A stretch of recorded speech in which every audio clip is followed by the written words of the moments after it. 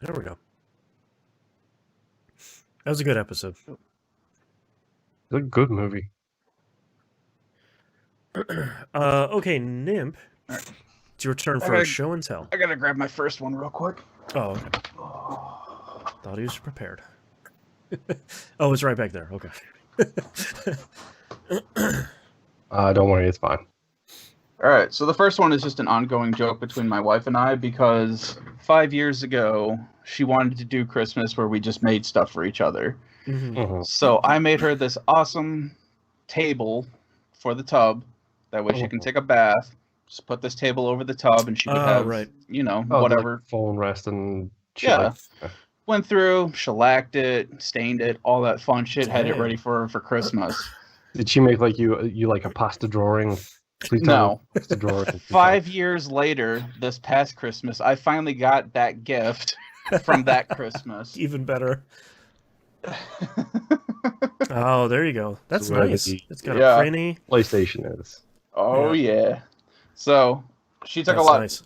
She put a lot of effort into it. It was a lot of work. But Yeah, that Dude, looks. if I tried to do that, that would take me 5 years. Yeah, exactly. Me too. But yeah, nice little cross stitch with Link, a Prinny, Sephiroth, and Vault Boy with a PlayStation controller and a bunch of hearts. That pretty And then looks especially good.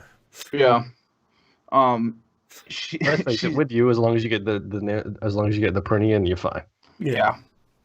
All of it's great, but she starts nitpicking like small things about. It's like, well, I need to go back through and touch it up, and it's like, just leave it alone. Yeah, it's just hanging on the You're wall. done. I like it. So that I've got sitting behind me, which you guys will probably never see because my big head covers that section. But the other big thing that I had was this big ass Because I don't know what you're talking about. portrait. Oh yeah, I saw that on Twitter. Yeah, what was it, like 3,406 pieces. Oh my god. Of just those nubs. Jeez. Yeah. And there's 3 of them all together. I only got 1, but you can do one.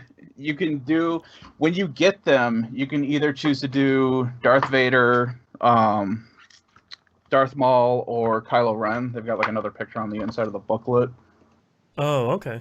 Interesting. So you can choose to do any 3 of them, and where's the picture in the back? If you buy 3 of them online, you can get it, so that way you can just do a full body piece. That's pretty good. That would be the one I'd do. Yeah. Although it's only 10,000 pieces, no big deal. No shit. Yeah. But the other cool thing about this is that they come with, when you buy these, they have a QR code, and they've got what the hell do they call it? There's a thing that you can listen to while you, Polyphonic ringtone? No. There's a thing, like basically a podcast that you can listen to where they're interviewing a bunch of people and talking with creators and stuff like that while you're building it. That's cool. And I think it was like an hour and 45 minutes long or something like that. Don't you get 100 pieces in? Yeah, I got done with like the first 3 because this whole thing is actually broken up into 6 quadrants. Mm-hmm. So you're building one, then you build the other one, build the third one, and then you snap them together, kind of thing. Oh, so you're not doing like row by row. Yeah. Gotcha. So it's a lot easier than looking at this giant fucking Lego board that you have to put all these nubs into. But while they were doing the interviews, they had a couple people in there that were talking about behind the scenes stuff. And I always find it interesting when they start talking about like Foley artist stuff. Yeah. Like, how did they get the noises for the lightsabers? And specifically, they talked about 2 of them. Luke's lightsaber is the sound of an airplane life vest being filled with air, and then the arc light from a projector. And they put those 2 together, and that's Luke Skywalker's sound for his lightsaber. That's cool. Kylo Ren's I found hilarious because it is a purring cat and a chainsaw. That's pretty great too, actually. Yeah, and the way that they got the noise of the lightsaber swinging was because somebody accidentally passed a mic behind a CRTV while it was on, and it made that noise with the Doppler effect. So that's how you get the lightsabers swinging. So it's like fun stuff like that. Apparently, Darth Maul, his horns were actually supposed to be feathers. Oh, interesting. And someone misinterpreted them as horns and did it like that. Mm-hmm. and about everyone 50 just times really cooler. liked it. Yeah, Look way more baller. Yeah. Mhm. So that's why he has horns and not feathers. There you So go. it was just random stuff like that, and just listening to the interviews, it was really cool. Didn't last. I wish it was like a 3-hour long thing, because that thing for Darth Vader took me an entire afternoon, and my fingers were sore as hell afterwards. So the only reason why Darth Maul has horns right now is because the archaeologists have been preaching about the feathers for years, but Hollywood gave them horns. So therefore, when the bones finally come out, we'll get the truth, and we'll finally get a Darth Maul concept sketch with feathers instead. That's Yes. right. It is worth mentioning, like you mentioning that made me think. Like I listen to the Mad Max Minute podcast. They do minute by minute reviews of all the Mad Max movies. They're all done now, so if you want to go and listen, there's 4 seasons worth of content there. That's like so long, but they're currently doing Waterworld. But I follow the guy who does it on Twitter, and he just got a Mad Max The Road Warrior Interceptor knockoff Lego kit, like all custom built parts and stuff, and it looks sick. And Nice. it's just under $1,000. I was like, There we nope. go. I was like, if this is like $300 and less, I will save up and get it, because I love the Mad Max movies. And the setup itself has like spaces for motors, so you can put like motors in and actually have it be an RC car. Oh, that's fun. Yeah. And then I was like, okay, the instructions are like $10. How much are the parts? And then I clicked on the parts, and it was like $803, and I was like, nope, I'm out. Good God. Well, and my wife she wants to get the Lego set for, I think it's Cinderella's castle, Oh, no. which is fairly massive. And I told her no, because she will not let me buy the Imperial Star Destroyer, which is literally a coffee table piece. That thing It's is like huge. 5 feet long. Yeah. And I was like, you let me get that, I'll let you get the Cinderella castle. And she's like, where are we going to put it? It's like, I'll fucking figure it out. I will build a table. Meet for our it new for- coffee table. You will extend that shelf behind you. That's me. right. We'll build a glass case for that fucking thing, and that's where it'll live. So, That's right. Put your feet up on it. Mhm. so yeah, that's where we're at a stalemate on that one right now. Get one of But those tables from Tabletop where it's like got the glass panel over the top and like a reset Yeah, piece, and you perfect. stick it in there. There you go. nice lighting and shit in there. Hell yeah. Yeah, Yeah. everybody Huh? wins. Yeah. So yeah, it's just been my kid's got a bunch of Legos too, between Harry Potter and Star Wars, and we've been helping them with that. So it's just been Nice. Legos. That's fun. Yeah, I saw Maximus Prime got one of his kids the Mandalorian Lego set, and it looks so good. Oh, Man. it looks so good. My son got it twice. I think his grandmother got him one, and then the other grandmother got him the same thing. Oh, there you So go. he gave me the other one, so It's I a now mirror have match. a Mandalorian and a Baby Yoda behind me. Nice. Mhm. All right, you guys ready to start this thing? Yeah, sure. Why not? Maybe. We'll see. What is time? That's right. Baby, don't hurt me. Don't hurt me. God damn it. No more. All right, starting Dude, in. I've been listening to 90s pop at work for like 4 weeks, man. The amount Can't of go wrong. like bangers that are in my head that are also terrible is hilarious. All right, starting in 3, 2, 1. Welcome back to another episode of That Video Game Podcast. I'm your host, Boston, and joining me as always is Moonpier. Hello. Why did I go Cockney again? Hey man, I'm not It's gonna. in your blood. Yeah, that's right. It's really not. If that's in my And- blood, I got a problem because I'm from the north, mate. Yeah, and the Nimp. Hey, Patreon.com/E1M1. The ones are numbers, early access, behind the scenes, exclusive audio. It's been a couple of weeks since we talked to each other, so there's an extra long outcast there. If you are not a patron, that's the exclusive episode every week, and it is uncensored, and it's kind of, we talk about all of the other stuff. Talk It's a about movies. jambalaya. Yeah, music and YouTube videos and Legos and whatever else. Yeah. So everything go sign nerd. up- Yeah. Go sign up for that for the $5 a month tier is the recommended one, and it is per month, not per episode. Mr. Moon, what have you been playing these past 2 weeks? Why are we starting with me again? Oh, first. Because I I don't like care. watching you suffer. yeah, of course you do. Okay, so I got a little bit of things to talk about here. So, last time we recorded, unfortunately, at that point in time, I had not beat Assassin's Creed Valhalla yet. I will get to that. I'm going to talk about something else first. I have something to say about that game too. Yes. We'll get there. Yeah. So when we finished recording, I was like, took my phone, checked the alerts. It's like, oh, these games are leaving Game Pass soon, and one of them was the Untitled Goose game. Ah. And it was leaving Game Pass in 2 days.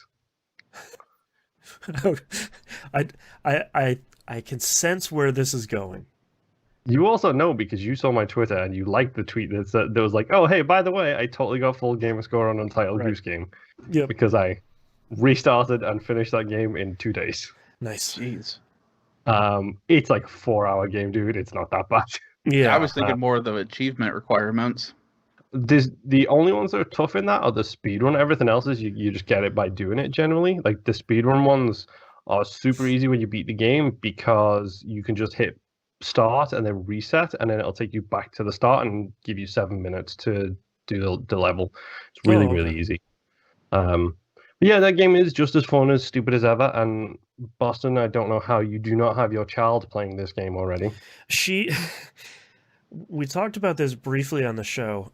She got really worried because I wasn't helping the goose back to his home.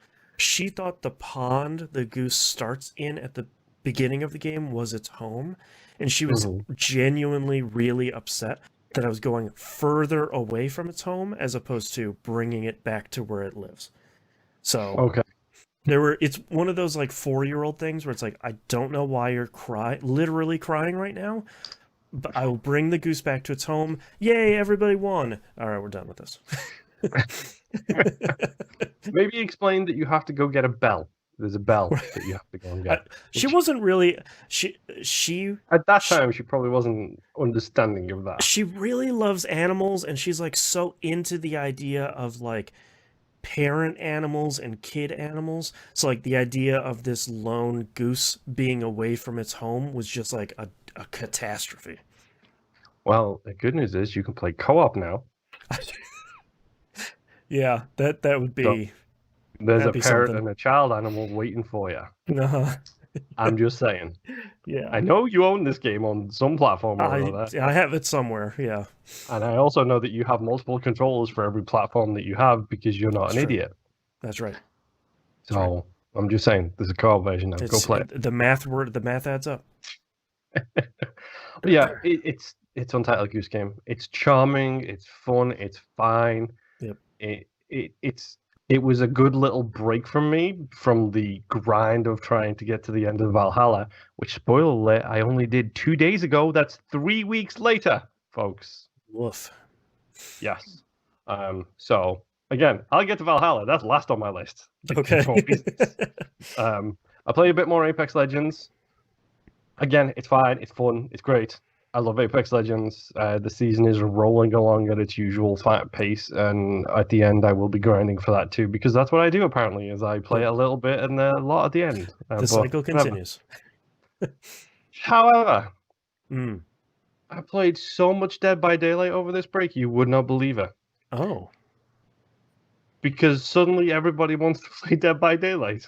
Well.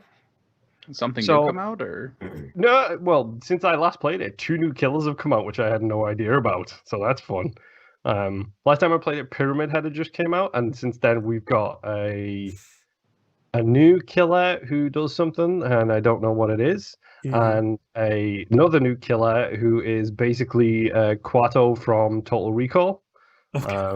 Okay. Which is kind of creepy if you don't like scary little naked babies chasing you around. That'd be fair, yeah. Yeah. But no, my partner's Siege crew and Apex crew just decided they wanted to broaden their horizons, and Dead by Daylight is part of Game Pass right now, so... And your spidey senses were tingling. It's like, wait, someone's thinking about Dead by Daylight. Pretty much, yeah. And so we were doing the usual... We are the... my partner and I are the horror game Sherpas, where we were just like, okay, these are you go this person because you're new beginning, And it also helps that one of the people we play with is a Boston when it comes to horror games. And literally as soon as the heartbeat starts, there is screams. And it's hilarious every time. Loud crying and wailing. Yes. And no, no, no, no, no, no, no, no, no, no, no, no, no, no, no, no. Oh, that's a classic. Yes. Yeah. It's the Transformers 1 scene where he's running away from the Decepticons. Yeah, and it's just one of those things where it's like, yeah, we felt like they felt like playing something different, and Dead by Daylight is a 4-stack rather than a 3-stack like Apex is. And they needed a 4th, and I may or may not have put several hours into that game, so right. I know what I'm doing, and it's better to play with someone you know than a rando because you never know what you're gonna get. Randos are like a box of chocolates. That's You literally never know what you're gonna get. That's right. So we just, it's like every day I finished work and it's like, we're gonna play Dead by Daylight. Do you want to play some Dead by Daylight? It's like, sure. Yeah. I'm last time I played it, I just hit the cap for the 1 million blood points. So it's like, okay, now I have to spend all of these blood points so I can continue to earn more blood points. So yeah, I just sunk a bunch of blood points into people I don't care about because who cares at this point? What else are you gonna do? I mean, the only thing I have to do right now is figure out how to get good at playing the witch, the nurse, who is the hardest killer to play and also one of the base game killers who has achievements. So yeah, I'm like 4 achievements away from getting that game like 1K retailed, which is stupid of me. If I'm completely honest, it's stupid. Right. But it was the break. It was a not calming time. Everything is still chaotic, and spoiler alert, the transition into 2021 didn't change anything. It's still the same hellhole world that we live in. What? So it was good to have some comfort food. And Dead by Daylight, when you've become so numb inside that the killers mean nothing to you anymore, is a good comfort food game. And it's fun. And if you're interested in playing, maybe, hit me up on my platform of choice. Oh, it does have crossplay now, though. Okay. So if you know what people's in-game handles are, you can now play cross-platform with people. Nice. So that's handy as hell. Is it still on Game Pass? Yes. Nice. I don't know how long it's going to continue to be on Game Pass, but at the moment it's still on there at the very least. Right. And you don't have to worry about buying the 70 bajillion DLCs either. Oh, nice. Because, you can just play. Okay, what else? Let's do Dead by Daylight. Playing Metro 2033, which obviously Boston will not be putting in the show notes because the only reason I'm mentioning it here is as a gentle reminder to folks, that is our current Game Club game. Whoops. Yep. I have it installed. A funny feeling that you hadn't started this yet. Yeah. Of course, I purchased it on my PS5 like the day before it went free on GOG. And it's like, cool. Yep. That checks out. Thanks. I think it was only like $20, so I'm not like out $120 or anything, but yeah, I think my partner picked up the collection, like that one and the sequel, when they got the remasters for the Xbox One, when it was like $6 for both of them. So that's literally just been sitting on my waiting to install list, and now I have a reason. Right. Boston, start playing it now. This game is so much longer than you have any idea about. I am behind, yes. I meant to start it during the break, and yeah. I'll be honest, I started it thinking I'll chip away at it, like I'll do an hour or two every couple of days. And then I spent 4 days playing nothing but that. Oh boy, okay. Whoops. Because it's kind of great. But also it's kind of a horror game, so... Okay. Good choices all around for yeah. I'm really killing it on this one. All right. But yes, Metro 2033. It's current Game Club. Obviously not going to say a lot about it here because we have a whole dedicated episode for that. Yep. Also played some Genshin. Again, gentle reminder for people coming back. It feels like a year has passed since I spoke to you last, but this is our current roguelike game. Yep. So that'll start hitting you guys as Patreon streams this week, I believe. Yep. And it will follow shortly after to the regular streams. And my 2 final games. Number 1, Screw You Boston. Now that's fair. I don't know what it's about, but that's fair. You'll know what it's about real soon because I have a journey to take you on here. Okay. I had odd gamer scores. Oh no, I had do a too 2. because of carrion. But I got the full 1K on Carrion. Yeah. Do you know what I didn't get the full 1K on? No. Moonlighter, you SOB. Oh no. Because that's got a bunch of 12s all over the place. Why would developers stop? Just stop. So It's doing its job though, because it's annoying Moon, and he's gonna go back and get another achievement to even it out. So let me tell you about the 25 hours of Moonlighter I played over this break. Oh no. Because I thought, oh, I'll just get a couple of these achievements, and then accidentally tick myself over with 2 achievements, back to a 2 again.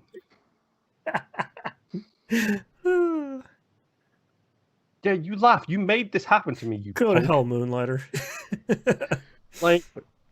So, for those of you who don't follow me on Twitter, I like my achievements. I like my gamer score. If you're listening to the show at this point and you don't know this about me, hi, my name is Moon. Yeah, welcome to the show.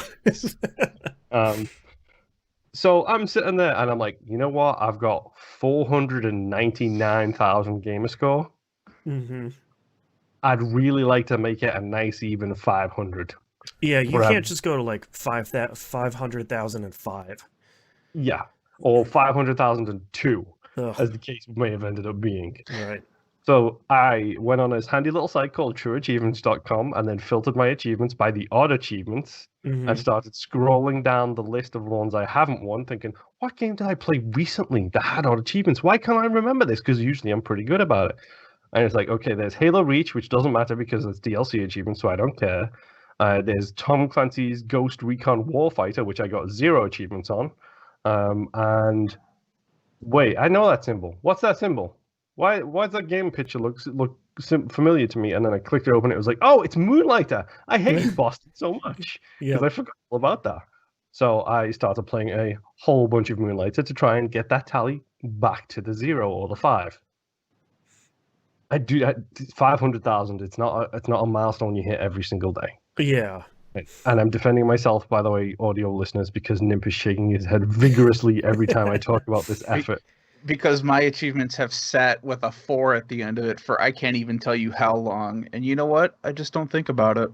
Well, you don't. I do. It's my brainworm of choice. Yep. I know. We talked about it before the show started. Yes, we did. But yes, I did end up getting the full 500,000 with a cool achievement. Thank you. With a cool achievement in my final game. Which, by the way, if you want to hear me talk about Moonlighter, go listen to We Rogue Like It, because we talked about that for like 4 weeks on that show. Yeah, so it's already out on the public feed. It's in the archives, so you can go listen to it on the main feed. So yeah, the final the one that took me over to the 500,000 was in Assassin's Creed Valhalla, which 109 hours into the game, Jesus, I am missing one achievement because it's bugged. No. It's specifically a world event where the quest is bugged. It's confirmed as bugged, and it's the only world event I have left to do. Just gotta wait for a patch. Yep. I have literally done everything else in that game. I wanted to play more of this over the break, because I thought, like, man, this would be a great time to just make a ton of progress. And while I was playing it, my daughter started asking a lot of stabbing related questions, and I was like, all right, cool, I guess I'm done playing this game in front of my kid now. I gotta find some other way to play it. Okay. Great. So I know we were all playing it before we went our separate ways for the break. How much progression did you guys make in the story? 0. So I have Siegfried back. Sigrid, whatever, your brother. I have Sigurd. There we go. I have him back, and I only have 2 places to go on the second map, the second normal map. Oh, okay. Okay. And that's it. Okay. So you're getting there. You're getting Yeah. towards the end. That was my thing too, because I had the same thought as Boston of, I'm gonna play so much of this over the break and barely got to it, and then I was like, everyone else is gonna beat it. Well, I traded this problem for another one, so I'm no better. Is that one another immortal question? Well, potentially. Okay, so let's talk about Valhalla. Obviously, I'm going to try and keep my spoilers to as low as possible in here, but if I accidentally let something slip, I apologize in advance. Boston, this is the most intensive lore-based game that I have played since Assassin's Creed 2. Yeah. I like the sound of that. It goes some places. Okay. I will say, this new trilogy that we've got, my recommendation remains the same. If you want a good character, you play 2. Odyssey. If you want a good overall game, you play Origins, and if you want to go real deep into the AC lore, you play this one. Yeah, if you have the brain worms like we do. Yes. Because this thing goes some places. Like, I'm talking Inception levels of places, and in multiple different meanings of the whole Inception context. I really can't talk about anything at all. Well, it's been a real long time since they've dealt with any of that stuff. Because, like, what were the future Google games? Was that Black Flag and... Black Flag was one, and I think maybe Rogue might have been one as well. I didn't play Rogue yet. And I'm pretty sure that Syndicate basically had 0 of the Out of the Animus stuff. It's so frustrating. But yeah, the Black Flag... I liked in Black Flag, it's not a spoiler anymore, but in Black Flag, in future Google, if you explored a whole bunch of stuff, they basically had a bunch of like movie posters and trailers and stuff for the Templars version of what happened in previous Assassin's Creed games. They were like making movies out of stuff in the Animus, and that stuff was really good. Okay, so this goes deep into that kind of track. Oh, perfect. Okay. But it goes deep into the Isu track as well. I like it. Well, I can't say who's back. I can't say who's not back. I can't say who, whatever. Friend of the show, Rob, beat this game as well. So we spent some time discussing, like, we literally spent an hour discussing the end of this game to give you an idea. That video you get for completing all of the rifts, totally worth it, especially when put into context with a sequence that you'll see later in the game. Good. I'm glad it's worth it, because, like, was Assassin's Creed 2 was the first one where you're like, all right, that's sort of, I get what you're going for, but, like, maybe that wasn't quite the biggest payoff. Yeah. Oh, Assassin's Creed 2 was the time that they admitted that kayfabe was dead and started talking to you, the player. Yeah. And then this Assassin's Creed is like, yeah, kayfabe is dead, but also it's kind of alive. Right. Like, it's really weird. I wish I could say some more about this. I can't, because I will just destroy certain moments in the game for you.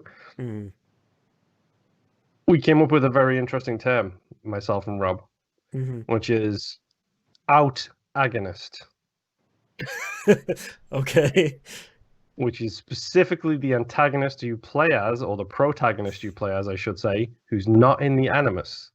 So Eivor is the antagonist, or the protagonist. The Order is the antagonist, and the outtagonist is the person you play as outside of the Animus. Oh, okay. I see. So Desmond was an outtagonist because he was the he was the protagonist outside of the Animus. Lila is an outtagonist. Yes. Confirmed, end of a trilogy at the end of this game. Okay, interesting. Just saying, I'm not going to say nothing else there. Right. Well, there is some interesting things revolving around the outtagonist. Nice to see why that term came up, because we couldn't say protagonist, we couldn't say antagonist. We was like, how do we describe the person you play as who's not inside the machine? Well, and it's nice to see them drawing more firm lines at the end of some of these games, other than like, yeah, but the solar flare, and future stuff, I might get resolved in the next. I don't know. Who knows? The solar flare gets resolved. Good. At the end of this game. Thank God. Nice. After 15 games. Thank God. Yeah, that was the thing too. My wife looked it up on how many games they're on now, and she's like, "Wait, they have this many out already?" And I'm like, "Yeah." And I start running through the list, and she's like, "Jesus!" I'm like, "Yeah, they stopped putting numbers behind them after 2." Yeah, it was a trilogy in itself. Yeah. But yes, I'm excited to. I gotta play more of this. You do, because I need to talk to somebody who's crazy like I am. Because 2021 spoiler cast. There you go. December of 2021 at the rate he's going. Yeah, let's be honest about it. But you have those same worms when it comes to these games that I do. Absolutely, yeah. Rob doesn't.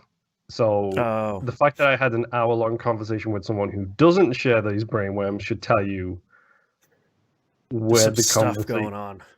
Yes. Yeah. There's a lot of stuff going on, and things happen, and storyline happens, and I'm pretty sure I can confirm one thing or another thing, and person.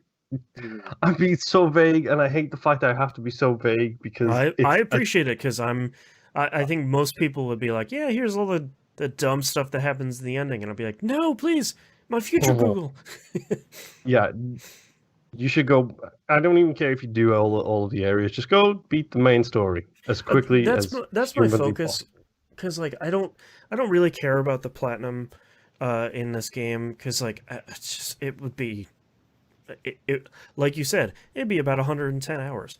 And I would rather just get the ending done. Like they introduced like the season 1's event, the Wintertide, and I was just like, no, absolutely not. You cannot do this in this game. I can't. But this it's will really break cool. my spirit. It's genuinely really cool. Like you go back to Ravenstop, and they've got like a fighting tournament and archery contest. Everything's covered in snow and set up for the Yule season, and I wish I could keep my village looking like that. Yes. Yeah. But so good. Yes, Assassin's Creed Valhalla is incredible. Please, somebody else finish it soon. I'm hoping to make progress on it this week. Now that the holidays are over. Because things need to be discussed. Like, I want to say 3 words, and that will just destroy everything and make you want to play it even more. I appreciate your restraint. But yes, that's all I've been playing. And then tell me about your JRPGs with weird names. Oh, we'll get to those. I know you usually save them for last. I know. First, I'll start up and finish my Assassin's Creed stuff. Like I said, I'd gotten the brother back. I had primarily not played as much because I started running into a ton of bugs with this game all of a sudden. Oh, yeah, I forgot about that. I've had a couple of those too. Yeah, where the first one that I had run into was I completed a puzzle in a well, and it did its whole screenshot of, this is what the puzzle looks like now, and blah, blah, blah. You can enter this area. And my character could not detach from the mechanism at all. Oh, interesting. So I had to fast travel out of that, which jacked up the camera. The camera was like super tied up on my character, which I didn't really notice at first until I got into combat, and then my lock-on wasn't working. And then I wasn't dealing damage to anything. So, great. So I had to save, restart. That fixed it, so that wasn't such a big deal.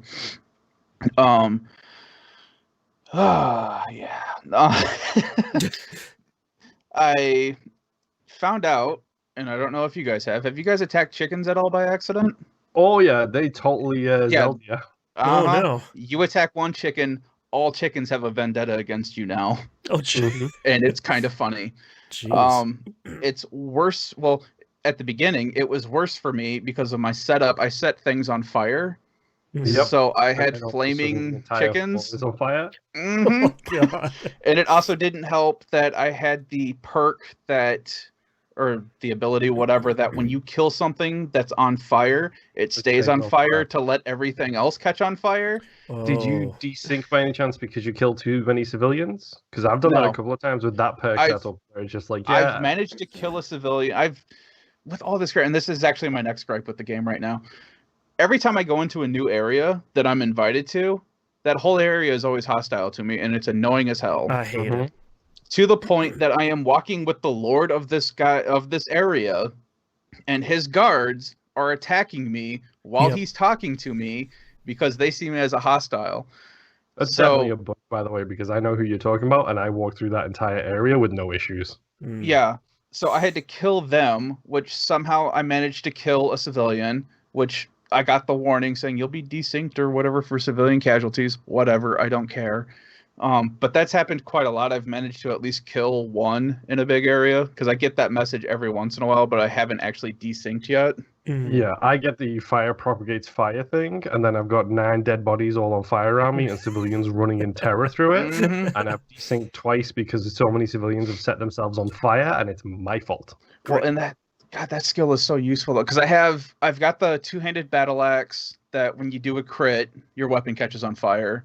And I'm still using the shield, where if you do a perfect block, it sets your weapons on fire. I have the arrows that set things on fire and explode twice now. So I am the god of fire in this game now. Right. Everything is on fire, which was really helpful in a boss fight that I had to do, which was in a dark area, because you see everything. Yeah, the boss. You basically have like a brazier in the middle of this one room, and the boss will hide in the shadows, and when they go into the shadows, your auto lock shuts off. You can't use it on them. Doesn't matter if they're on fire because you can see them. Right. Yep. I did the exact same thing with that exact same boss fight. So this boss is trying to hide, and they're constantly on fire, so I just run up and keep hitting them, to the point that when it goes into phase 2 of this boss fight, I only had to hit them once. They caught on fire, did fire damage, and killed them. Yep. Yep, exact same thing with me. My bug, by the way, is every time I load the game, I'm drunk.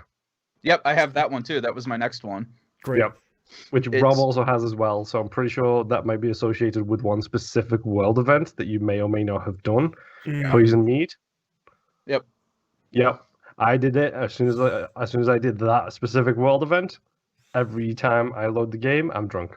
Which I have found that, because it's like to the point where your character will stumble a little bit and then they have to stop.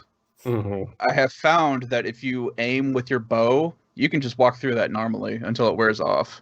I call my horse and then ride my horse down the street like a drunken idiot. Dude, I can't do that. Was giving me like real bad. The way the camera is twisting and everything's moving with my big motion screen.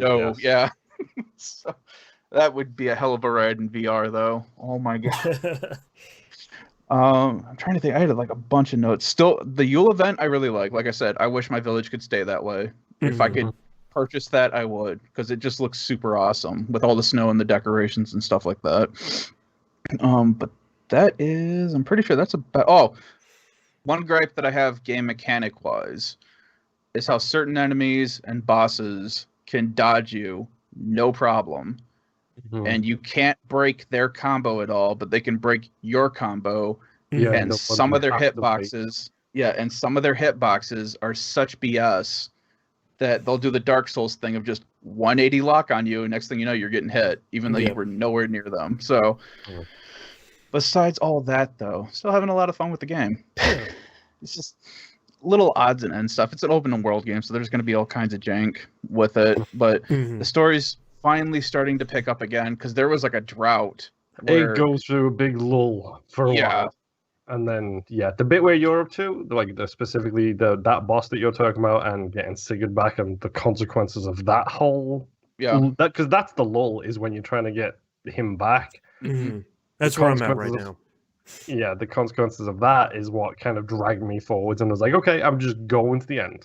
I just need to see how this resolves. Well, because it always does this thing that I kind of hate, where it feels like it's padding it out, where, hey, you have to go take this castle or this area or whatever, but before you do that, there's these 9 other things that you need to do.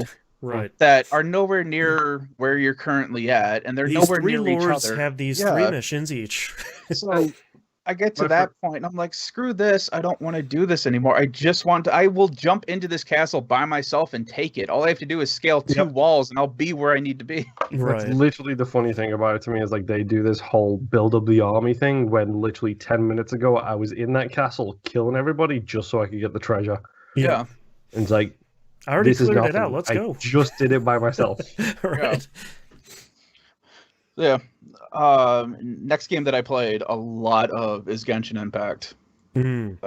Just after the podcast, they've released their 1.2 update, which opened up the mountain area, the Dragon Spine, and they've had an event going for the past 2 weeks now. Ooh.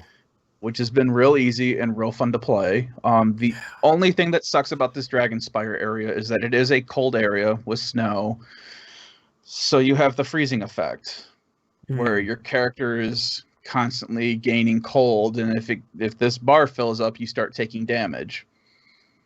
Not really an issue if you've always got a healer on you, and you can set anything on fire, and that'll start going down rapidly. Okay. So it's not a big thing. It's just kind of annoying sometimes. The funniest thing that I've had is that Genshin Impact players up until this point who have been playing super hardcore, like past the point where I'm at, aren't used to having a challenge in this game. They are used to walking up with their level 90 characters, which I have a couple of now, and just wiping the floor with a boss. Mm-hmm. The last portion of this event, you get an upgraded version of a boss that you have to fight, and you cannot just walk up to it and beat on it. Oh, nice. Basically, you walk into this arena, it has a weak point that you can attack, and after a while, it will start to do this AoE attack for the entire arena, and you have to break this rock, the proc a shield, everyone has to hide in the shield, or as it starts doing massive amounts of damage and you die. Okay. So my first time playing this, everyone's in here with all their fire characters. They're all ready to go. I just jump into a random group and they go and attack it. They're doing like minimal damage to this thing and we all get wiped. And they all get pissed and leave. Great. Which I thought was kind of funny. It turns out what's happening is that there's phases in this boss fight. So 3 times or 3 rounds, it will do this AoE, and you have to hide in a shield, and then it won't be able to do it for a while, so then you can attack its weak point, and then you can drop it, and then you can start doing serious damage to it. And it was just funny watching all of these people complaining about how they can't just walk in with their characters and take it out, that it's too difficult and all that. It's like, it's really not hard at all. Just do the mechanic. It's the lightest form of strategy we have had to do in this game, and you guys are all pissed because you can't just walk in with your min-maxed characters that you've been using forever and just wipe the floor with the boss. You have to stop and think for a second. God, how dare they? Yeah. So I just thought it was funny that everyone's, and then you get people like, well, I put all this money into this game and blah blah blah. It's like, it's not, this game isn't pay to win. Yeah, that's a you problem, dude. Yeah. Get good. Yeah. So yeah, there's 2 weapons that you get out of this area. Both of them are pretty cool. One of them is a regular one-handed sword that the event is around. You get a little bit more backstory into the Traveler, your main character. Oh, cool. Where you're digging more into how is it that you can use the elements, the element powers without a vision. Excuse me. Which in this game, for you to be able to use quote unquote magic, you have to have an item called a vision, which develops somehow, time of need, or you happen to do something and your vision happens to appear to you. This allows you to use a certain element's magic or a certain element.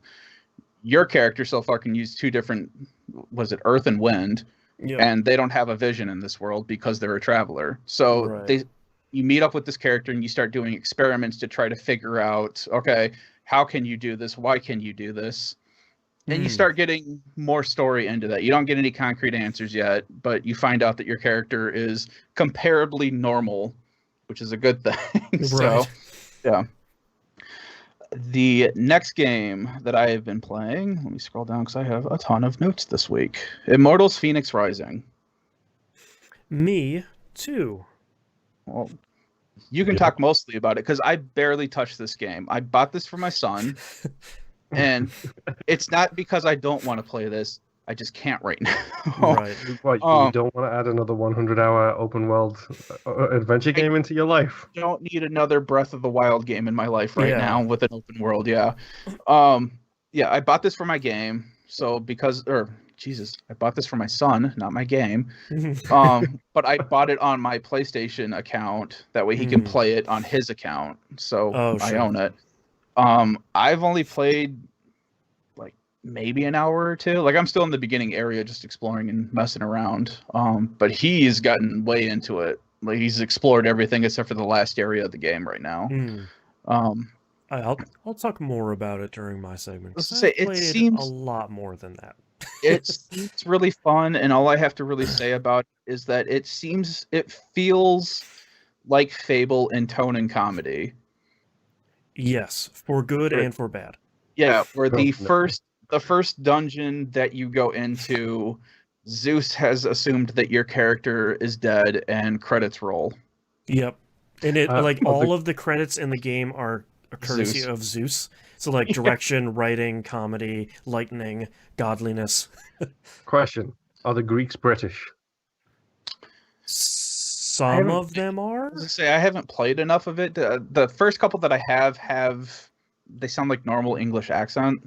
Your main character sounds Greek, which is great. Yeah. Okay. So there's maybe some of it in there, but I haven't hit that yet. Yeah. The next game that I have very little to talk about right now because I didn't get a whole lot into it is Hyrule Warriors Age of Calamity.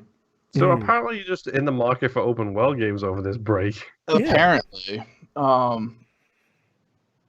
Really fun game. I'm only, again, like 2 or 3 hours into this, and I want to play tons of this game. And there's tons there to play, thankfully. But I have tons of other games that I need to play before the end of January hits. Right.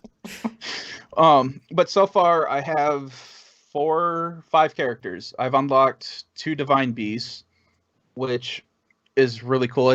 This is the Muso Hyrule Warrior type game. Right, the prequel to Breath of the Wild. Correct. So you go to the Zora domain first. Or you can actually choose whichever one you want to go to. It doesn't matter, but that's story-wise, that's the way I'm going.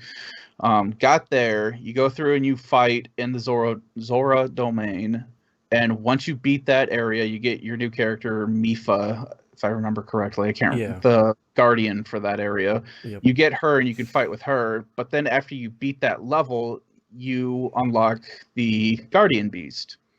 Okay. And so you get to play as this massive elephant. Awesome. That walks through an area, and it felt a lot like Zone of the Enders, where you have a lot of stuff coming at you, and you can auto-lock on a ton of stuff and just literally blow up sides of a mountain. Yeah. Yeah, it's pretty awesome. The next one that I did was with the Gorons in Death Mountain. I got to play as the gecko. Once I beat that, go through its thing. That one was all right, not as good as the elephant.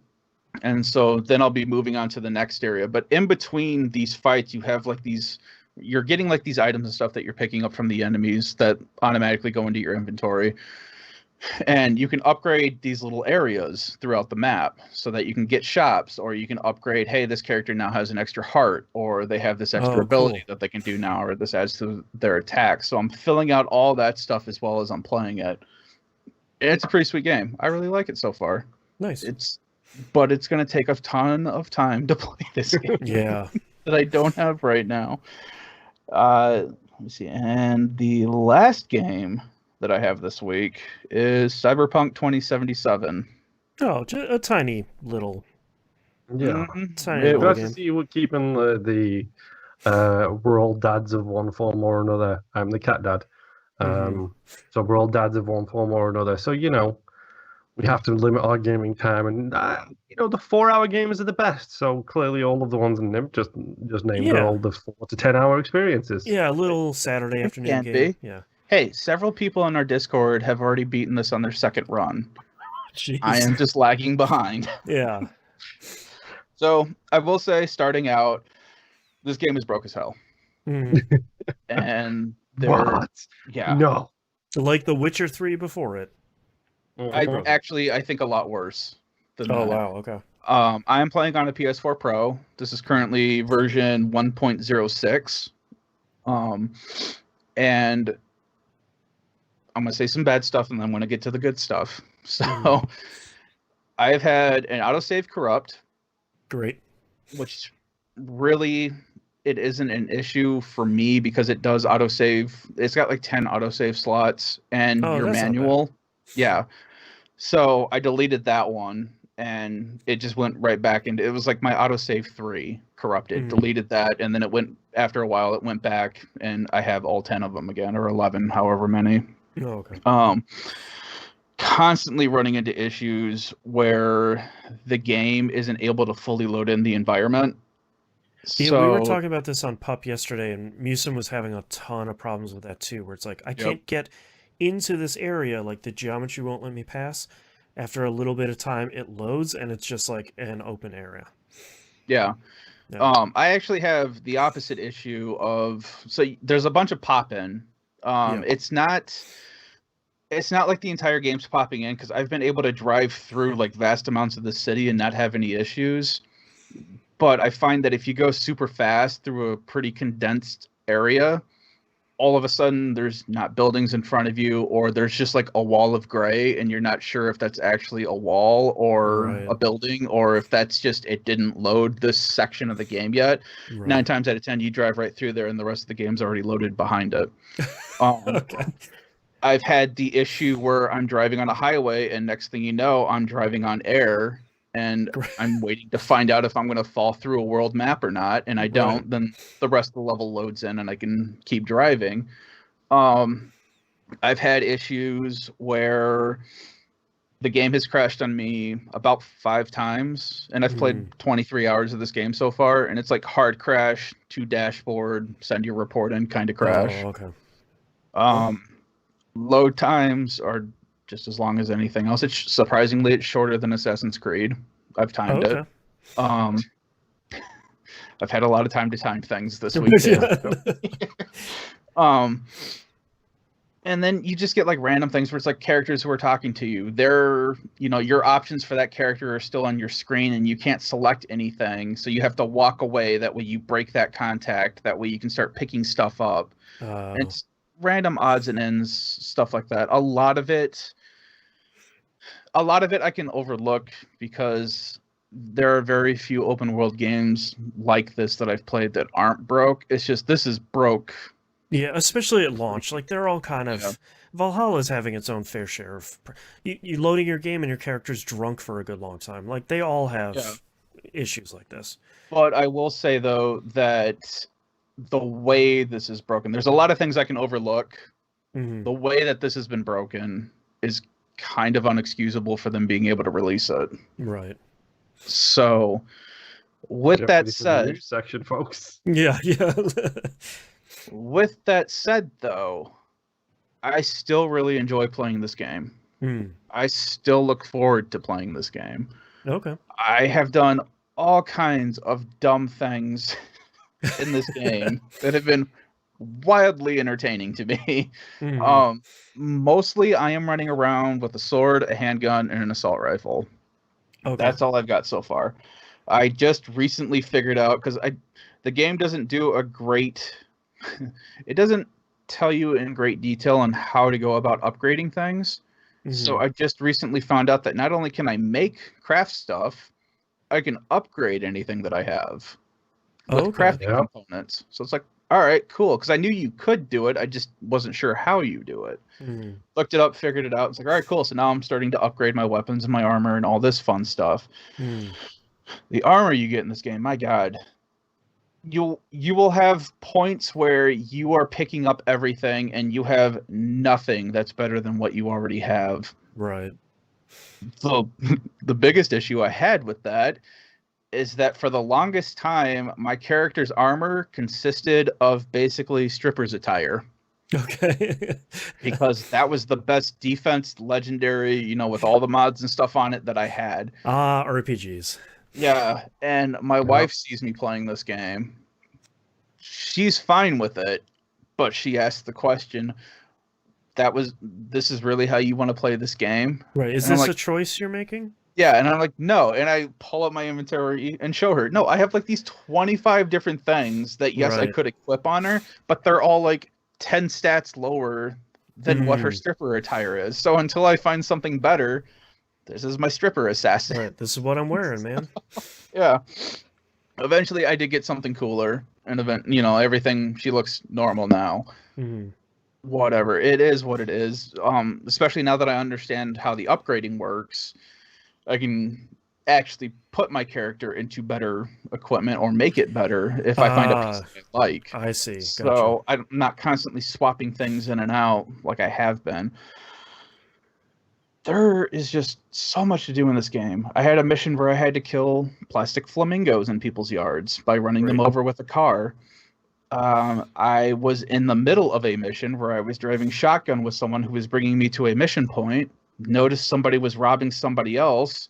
I load up a quick hack onto the robber, killed him in the street, and got my bounty reward from the police as we just kept driving, listening to smooth jazz to the mission point. Great. Yep. I've had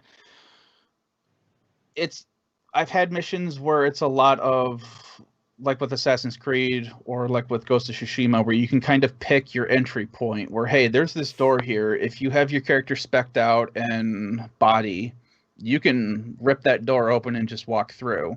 Oh, cool. If you don't, hey, there's this other door on the side of the building where if you have your your tech points up to a certain point, you can hack that door and open it. Mm. If not, hey, just climb up, these crates in the back and go in through the roof because you can't get in any other way. Right. So there's a lot of different ways that you can spec your character out and a lot of different ways that you can go about doing objectives and stuff, which is really awesome. I currently have my character spec'd out a lot towards intelligence and tech. So I'm doing a lot of hacking and stuff and a lot of stealth with the cool stat. It's a lot of me running into a room, chopping people up with a katana, and that's the end. Great. And it's pretty awesome. Yep. I'm also been finding that if I'm crouched down in stealth and I kill people with my hacking abilities, that also counts towards stealth. So I can, without walking into a room, as long as I can physically see them, I can hack them and just keep moving on and hacking people and just killing them left and right. And I'm not even in the room yet. Right. So there's a lot of cool different ways that you can go about playing this game. There's a lot of bars to fill that fill as you use them. Yeah. So you have your base attributes, which is like body, intelligence, cool, reflex. Yeah, cool is apparently stealth. Reflex and technology, I think it was, or tech or whatever. Those are your main attributes. And there's another one that I don't have a thing for some reason. I'm guessing that's story related. Of any of those, you click on that and it brings you into another area. So let's talk about like tech. You click on that and that brings up crafting or engineering. There's another tab that you can click on. In each of those tabs, there's usually 2 for each attribute. There's a bunch of skills that you can unlock as you get skill points that do certain things. Like when you pick up junk, it will automatically destroy the junk and give you the components for crafting. So you go through and you pick up everything, and it's just automatically breaking that down into components, which is bringing up your crafting skill, which means that you're unlocking more things for crafting. Right. Yeah.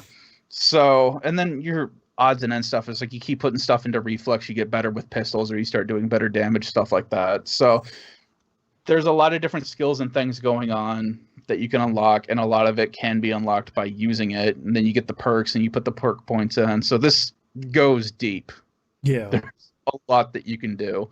A lot of it that I'm probably going to forget to touch because my notes are long and I'm not going to read all of them to you guys right now.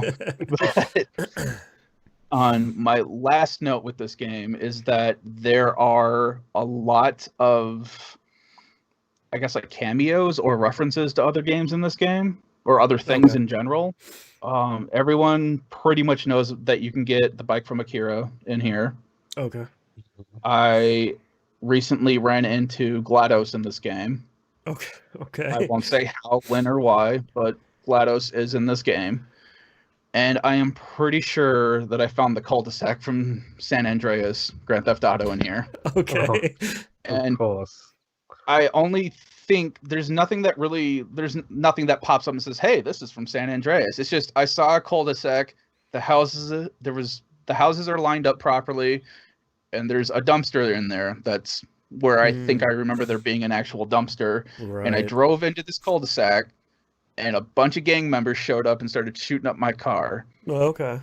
This leads me to believe that this is that cul-de-sac. Should have leaned out the window and yelled Grove Street for life, and then you would have been fine. That's right. Maybe, but there was too much shooting going on. Like, literally, I drove into this cul-de-sac, and like 10 guys showed up and just started lighting my car up. So I drove out of there as fast as I could. Yeah. But with all the issues that this game currently has, I would right now say don't buy this game. Because even people, I know, even on like the Tiltcast, with their beefy ass computers, they are having issues running this game. That there are certain things that they've had to turn down and mess with, and certain things and files that they've had to edit to get the game to run better on their really beefy computers. I can't tell anyone that you should get this right now. Right. Maybe down the road once they've patched it quite a bit. Yeah. Wait for the Game of the Year edition. It'll have all the DLC. Yeah. But right now, for me, even with all the issues that I am having with it, I am still really enjoying playing this game. Nice. Talk to me next week when my saves get wiped. I don't know. Right. But yeah. So, but that's where I'm at with this game. There's a lot of good that they were doing, and a lot of it comes through, but the game is just messed up and should not have been released. So that's all I've been playing. Boston? All right, I have a whole ton of games here that I'm going to blow through the majority of them on because there's a lot of them, and I have to go to the bathroom. So, Destiny 2, the raid group and I finally cleared Deepstone Crypt. We took the previous weeks off because the raid night fell on Christmas, and that was not a great idea to be like, all right, Merry Christmas, everyone. We're going to go raid for a couple hours. So that raid is really great. I think it's one of the best ones from both games. I think it's short. It's not super difficult. The mechanics are really easy to comprehend and kind of take a while to get all the stuff to line up correctly. I think it's really great. If you're playing Destiny 2, highly recommend giving it a shot. Don't be afraid of the raids. They're not that hard. And this one is pretty straightforward to learn and execute. Stellaris, I got the trophy I was trying to go for. Last time I talked about it, I accidentally glassed 2 worlds that I needed to capture for this trophy. So I started a brand new game, lucked into a world that had that Fallen Empire in it, and as luck would have it, all 4 of the planets that I needed to colonize for this trophy fell outside of their borders. So I just put a thing on each one of those planets, sent colony ships over there, colonized all 4 of them at the same time, got a trophy, closed out, and now I'm going for the final trophy before the platinum, which is... It has me waiting like 400 years for this thing to start, so it's a lot of like Stellaris is running in the background doing literally nothing, and I'm just waiting for this thing to happen that the game is saying, yeah, I mean, they're on their way, and I'm like, okay, I've captured the entire galaxy. I don't, just waiting for this to happen. So, and any moment now. Fall Guys Season 3 started. Contrary to Season 2, every single one of the games that has been introduced in Season 3 are all really good. They introduced, I think, 7, so it's a ton in the season. All of them are really, really good. The one that I like the most is you're sliding down an icy hill and jumping through these sort of like rotating rings that have to rack up the points. Yeah, like rack up the points in the that one is really, really fun. You basically race down to the bottom, try and jump through as many rings as you can. It spawns you back at the top, you get to 15 points. That one's a lot of fun. It kind of takes some of the ideas that they've had in other seasons, like the Hoopsie Daisy and Hoopsie Legends, and kind of changes it in a way that's really fun. I've been playing a lot of it because Fall Guys is really good, but I have other things I'm playing right now, so I don't need to hit like rank 40 or whatever, because I'll just Are hop in you there a little sure? bit and I, You sure? I, the good and bad thing about Fall Guys is I don't feel that pull to max out my rank, because for me, the stuff that's in the battle pass or whatever you want to call it is good, but I don't see anything at like rank 37 or rank 40 or anything where I was like, I have to get that. Like that looks so cool that I have to dedicate my time to get that. You look through it and you're like, that's cool. Like there's a lot of cool colors and patterns and titles and like a victory dance and stuff like that, but like I don't need any of it. Like I need some of the stuff in some of the other games. My son was showing me a bunch of stuff that he was super geeked out about, but same thing for me where I'm looking at it, I'm like, oh, that's cool. I'm glad you're happy. You know? Yeah, like every couple of weeks I'll play a couple of matches and be like, yeah, man, Fall Guys, awesome, great. All right, moving on. You know, like every time I play him, my son's like, oh, you're only rank 9? It's like, yeah. Yeah, I got other things to play, kid. Yeah. Dicey Dungeons came out on Switch. It works really, really well on controller on there. If you haven't played Dicey Dungeons, you really should. It's very good. And I haven't played a ton of it. I mostly picked it up just to say, like, all right, does this work on this controller? It does. Okay, cool. Now I can play a little bit of it here and there, because each run doesn't take, especially at the beginning, each run doesn't take a whole bunch of time. I haven't tried the touchscreen on that. I should do that. But it works really well with the controller. Dicey Dungeons is really great. You should go check it out. We already talked about Assassin's Creed Valhalla. Moon, you asked me what game did I play over the break that I don't like. I have a shocking one for you. Okay, hold on. Okay. Is it a you new want to try release? and guess? Yeah, sure. Is it a new release? No. Is it an old release? Not super old. It's come out, I think it came out last year. Okay. And it's a game you thought you would like when you didn't? Yes. It's a game I have avoided because I thought it would be a problem. It's not. I'm guessing it's not a Picross game of some kind. No, because I run to those like moth to a flame. It's not the remake of Puzzle Arcade. No, God, I wish. Well, it's got to be a games as a service game because we all know you don't It's like not. them except for one. It's not, shockingly. We cut off Cup. Well, we knew it wasn't called the Sea because that's one we talked about Yeah, I haven't pre-show. gotten to that one yet. I have no idea. It's Civilization 6. Oh, I don't think this is a very good game. So, I think I have that thing on like 2 different.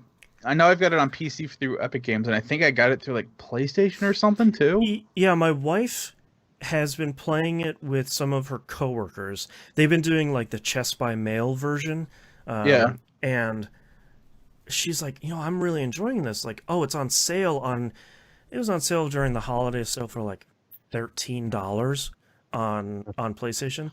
So she's like, well, I'm gonna buy it over here so I can play it in the living room. You and I should buy it together. That way we can play multiplayer. And I was like, you know what? Sure. I will give Civilization a shot. She knows how to play it, so she can teach me all the esoteric rules and whatnot. I do like playing it with my wife a lot. We have a lot of fun. We put ourselves on the same team, us against the world, etc., etc. Like, that stuff is really fun. is it Sean Bean? You don't like Sean Bean, do you? Is he in this? I don't know. I have like a laundry list of issues. Number one, this is my first Civilization game. I'm sure somebody is already typing a tweet being like, well, you made the mistake. Civ 3, you just need a Windows 95 VM. It's the best one because I get it. This one was on PS4, so like I can get it running. There's so much interface dumbness in this game. There's like, the thing that's really interesting is since the whole thing's fully turn-based, there's a lot of turns where like I'll spend like 10 minutes doing 50 different things on my map, and with the skill trees and all that stuff. And my wife finished in like 30 seconds because her civilization is just doing its thing. When it's your turn to go, why doesn't the controller vibrate? Like, I'm over here doom scrolling, like, and everybody is waiting on me, and I'm just like, oh, look at these cat videos. Oh, cool. Like, there's this basic thing of like, why doesn't the controller vibrate when you start a turn? That just seems like... Give you a ding dong? Yeah, just like, hey, because like we're both of our TVs don't have the sound on at the same time, because we would just be like 10 seconds off with the same music track that's playing. Dude, you could do a soundtrack in a round like when you were in like primary school. That's right. That's right. Fully drive me crazy. Like, why doesn't they don't use the touchpad at all? So like, why doesn't pushing that bring you to your like capital city? Like, there's no button for that. I was playing one game, and I think it was Montezuma was like, how dare you do this thing? It pops up and it's fully voiced, and there's like a polygonal guy. He's like, how dare you run your kingdom like this? And it says Montezuma denounces you. And like, my only option was goodbye. And I was like, okay, like, what did I do that made you mad? So like, oh right, there's like a relationship management area. Let me fire that up. Let me find out why he's upset. I go in. It has 3 reasons why he's happy with me, and they all have like a numerical value. It's like +2, +1, +0.5, and one that's he's unhappy with me, and it's like -8. Each one of those lines just says reason unknown. Well, how? And furthermore, it has no indication of like how I get more information about those, or how I unlock any relationship info or whatever. It's just like, yeah, man, this dude's like real mad at you for some sort of reason. See you next turn. It's just like, oh, so it's real life. Yeah, and it's just like, there's such a reliance on, and I know you can configure this, but we're trying to play with like the base level rules. There's such a reliance on fighting in the early ages, like as you're trying to stave off barbarians and stuff. That's really frustrating, because I feel like you're doing that for like the first 250 turns, which gets pretty old. And then like, I keep having, this is a trigger for me. I understand if this is like not a big problem for anybody, but all these other civilizations always have missionaries coming into my area and like converting a bunch of my towns to their religion. That's really upsetting. I don't like that. I wish that wasn't in the game. That's like the one thing you can't turn off, and it's like a real pain to stop that from happening. And it's one of those things where I'm playing it and I was like, I can see where people would really enjoy this. And I think if there was like, if this death by 1,000 cuts wasn't happening, I think I'd really enjoy everything is going, because the turn-based is cool, and like some of the upgrade stuff is neat, and I like launch a rocket to the moon. Like there's some cool stuff happening there. Oh, so I played a single-player game just to see like how it works, and got to the end of like 500 turns, I think it was, or 750, and the whole map was at peace. Everybody was happy. We'd all made agreements with each other, but I didn't. You all disabled and disposed your nukes. That's right. We got the MGS5 ending. Like it got patched in there. I didn't lead on like points or science or religion or any of that stuff by the end, but like I didn't get defeated. So at the end, I get the cutscene where like my empire's in shambles, and it's like, and they returned back to dust from whence they came, and written out of the history books. It's like, no, I just didn't win. No one like destroyed me with a nuke or anything. This isn't CNC. Like, it just, there's something about the whole thing that is absolutely not clicking with me. And it's on one hand a bummer, and on the other hand relieving, because now I don't have to go for all of these trophies in Civ 6. But that led my wife and I to play a multiplayer game in Stellaris, which works really well. which I was very surprised about, because it makes sense in Civ 6. It's a turn-based game. Everybody gets their time. Like, we turn off the time counter or the turn counter, so like you can just have an infinite amount of time to do your turn. We were concerned about it in Stellaris because that's a real-time game, but that works really well, and I was really surprised at how well that worked. But yeah, Civ 6 is not doing it for me in a way that is pretty surprising. But I will continue to play it with my wife because we're having fun playing it together. But definitely not going to be playing it single player at all. Yeah. You're going to be your wife's troubleshooter for Stellaris now? Yeah, I was going through and teaching her how to play Stellaris, and it's a lot of like, all right, here's this menu. There's about 400 numbers on the screen. I promise you don't have to worry about literally any of it except for this one little line about like, do your people in your empire have enough food? Yes? Okay, cool. Close out that menu. It's like a spreadsheet. So that's been a lot of fun, and it's been interesting to see Stellaris through somebody's eyes who's playing it to begin with, because they're like, there's a lot here. It's like, yes, there's a whole hell of a lot here, and we'll introduce you to it as slowly as possible. And so far, so good. Cool. Okay. Super Meat Boy Forever. I forgot about this. This came out on PC, and the Epic Games Store was like, hey man, we keep bothering you. You have a $10 gift card you got from something. You gotta spend it before the end of the year. Like, this thing is gonna expire. It's like, all right, Super Meat Boy Forever. I've been very curious about this game. It's $20. Now it's 10. That seems like a great price to check it out. If you haven't kept up on Super Meat Boy Forever, it's not really a sequel to Super Meat Boy, because Team Meat doesn't really exist anymore. Edmund is off working in the Isaac salt mines for yet another DLC that turned out to be way too big. And you got your tapeworm, and so did I. Yes, Phrasing. that's. I'm not going to expand on that. We both have worms. So I thought, I'm curious about this game. I think it's an interesting idea. It is a level-based, procedurally generated auto runner Meat Boy game. And I know for like three of those terms, people are tapping out, and I get it. This is not the sequel to Meat Boy that I think a lot of people are looking for if they haven't been paying attention to it. But it works pretty well. You're only two controls. I haven't finished the first world because I like really ran out of patience with this level I was playing earlier today, which is very much a Meat Boy thing. Your only controls really are jump and then dive, and your double jump will essentially just kind of shoot you forward.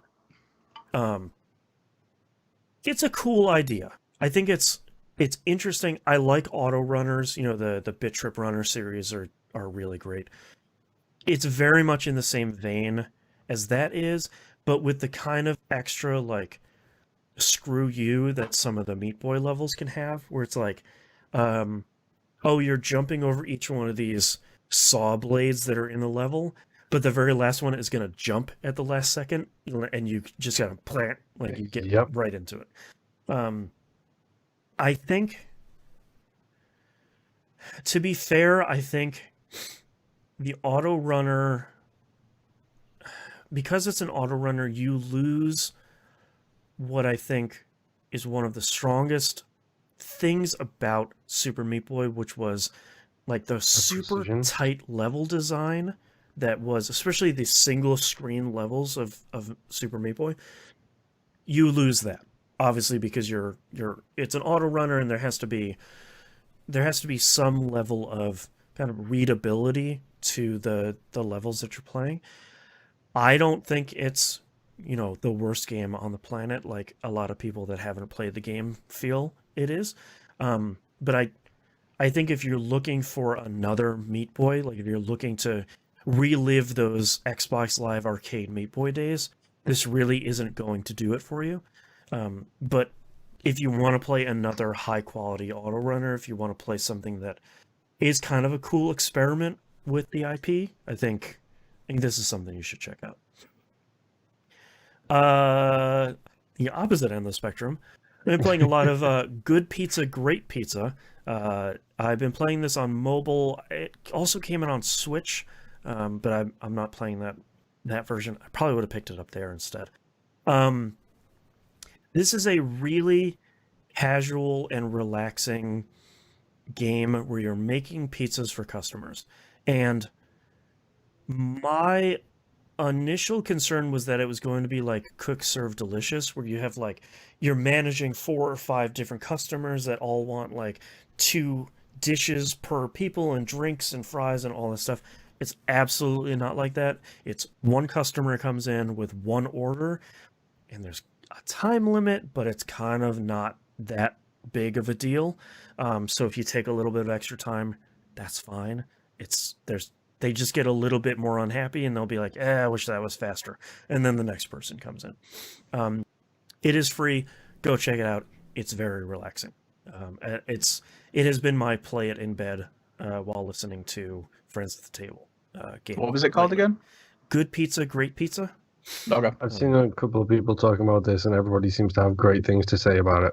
Yeah, it's really fun, and it's literally just you're making pizza orders, and you're upgrading like the ingredients you have in your oven, and how much, like, the quality of your pizza and stuff like that. But all that stuff is kind of standard in games like this at this point, so it almost goes without saying. That's like, yeah, now I've got onions, now I've got bell peppers, now I've got sausage. Like, that's kind of the extent of what this game is, and it's very relaxing and very chill. I've been having a lot of fun with it. My final game, Immortals Fenyx Rising. I traded one super violent open world Ubisoft game for a T-rated, sort of focused for kids Ubisoft cartoon rated violence. Yeah, it's number one. Its intro is abysmally long. It is Zeus and God, who's the other one that I've just forgotten the name of? The one that's getting his liver eaten all the time. Yeah, I don't remember. The two of them like having this big long intro, and there's a big fight, and it's not great. Just get through it. The great part about it is the game, the quote-unquote tutorial is probably about an hour long, and it's like this rapid fire of here's Heracles bracers, here's the wings of Daedalus, here is like you get like 5 or 6 powers. It's like you can now double jump, now you can float, now you can lift everything, now you can do like, and in that first hour they give you all your powers, and then it just literally dumps you out in the world and says like, hey, you can't go to this volcano with the evil dude in the middle of it. That's it. Do whatever the hell you want. That's really exciting. We've been talking a lot about how Genshin Impact is Breath of the Wild, Breath of the Waifu, if you want to call it that. Immortals Fenyx I hadn't Rising. heard that one before. Yeah. Immortals Fenyx Rising is literally a 1-for-1 copy of Breath of the Wild. Is it Hades of the Wild? Yeah. So, it's interesting because like it's kind of name dropping all these gods, but in like a Cliff's Notes sort of way. The divisive thing about the game is Zeus and the other god. It's going to drive me crazy that I don't remember his name. They are like running a narration on everything you're doing during the game. It's not great. It's fine. It's not terrible, but it's one of those things where it's like, okay, like I get it. Like you're trying to do this like Bastion thing where it's like, and Prometheus. Prometheus, thank you. It's Zeus I just and had to look it up Prometheus. too because I thought it was Prometheus, but I wasn't positive. Yeah, Zeus and Prometheus are, they're like running a commentary like Bastion style on your playthrough, and it's fine. Like the jokes are fine, but they're very clearly focused for like teens. and that's fine too. Like, not everything needs to be the darkest, the grittiest, like F-bombs everywhere, but it's like the jokes in it aren't funny enough for as often as they pop up, but they don't pop up so often that you're like, oh my god, just let me go play the game. Like, I don't care. And that's actually one of the better for me so far, just still being in the early parts. They're talking while you're still running around doing things. You're not having to stop to listen to them talk. It's just you're still climbing a mountain or whatever, and Zeus is talking about how short you are. Yeah, and it's like it's really great. It has the wings that you use to float like the glider in Breath of the Wild. It has shrines like the Breath of the Wild shrines, which are one puzzle with an optional chest in it where you do something difficult, and you do enough shrines and you get a stamina upgrade. And staminas are like, when you start grabbing on something, it's a little curved thing with a bunch of pips on it. It has a double jump. You're swimming everywhere, and that takes... The thing is, there's no slipping on rocks in the rain, which is great, and there's no weapon degradation, which is great. Both of your weapons, you only have 2 weapons, a one-handed sword, so you get sword and board, and an axe. Yeah, and you have a... And then your bow. Yeah, and a bow. And the thing they don't give you, which they really should, is like a bird that follows you around that can attack enemies for you. There's really early on, there's like a meteor crashes way off in the distance, and the game is like, I wonder what that is. And the game should be like, go do that right now. That's your bird friend. And it does a crazy amount of damage. Yeah. Which you can unlock stuff for him too, apparently. Yeah, I have an attack that I use. So he can make a clone of me to help with pressure plate puzzles, which of course there's a bajillion of them.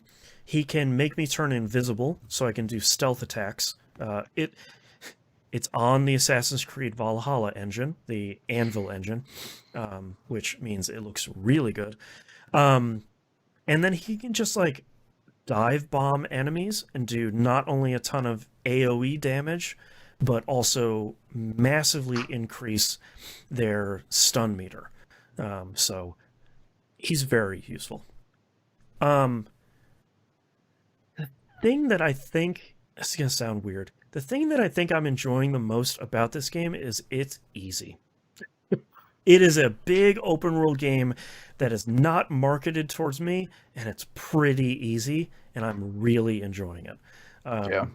You get to the top of something, you synchronize with it, it unveils the fog of war on your map, and then you do the Breath of the Wild thing, which is you hold down R3, you like look through some sort of scope, and then you're sort of panning the landscape to find shiny stuff.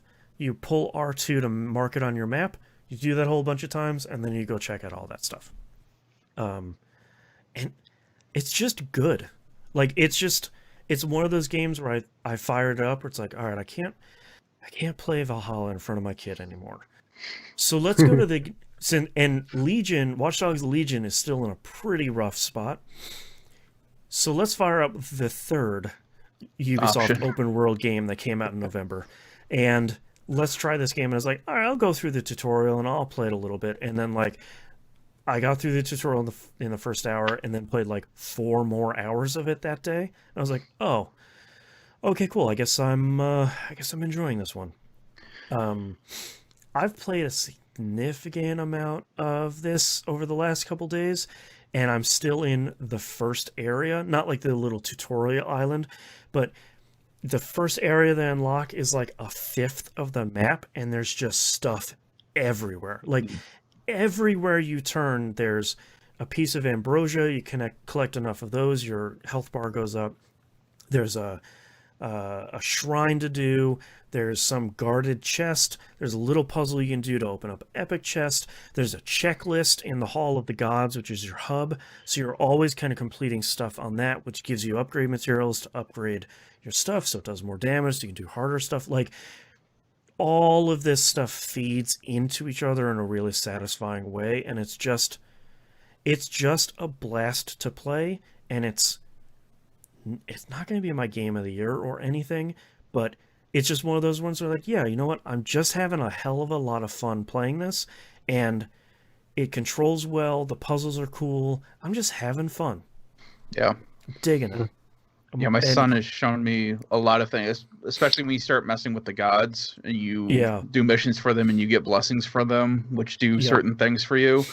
But like earlier, I think it was yesterday, he showed me that he unlocked a mount that's a unicorn because he found it and he was able to tame it. And it's a level 3, so it's got like all these stamina bars. Oh, and it's nice. just this unicorn that he can ride now. Right, yeah, mine only have level 1. Yeah, it's like, yeah, you tame mounts by sneaking up on them and hopping on them. And then they freak out for a little bit, and then you have a mount. Like, it checks every single box that Breath of the Wild did, and then manages to pack even more stuff into a similarly sized world. And it's just a hell of a lot of fun. And it's been on super deep sale for everything. It's like $30 right now. Yeah.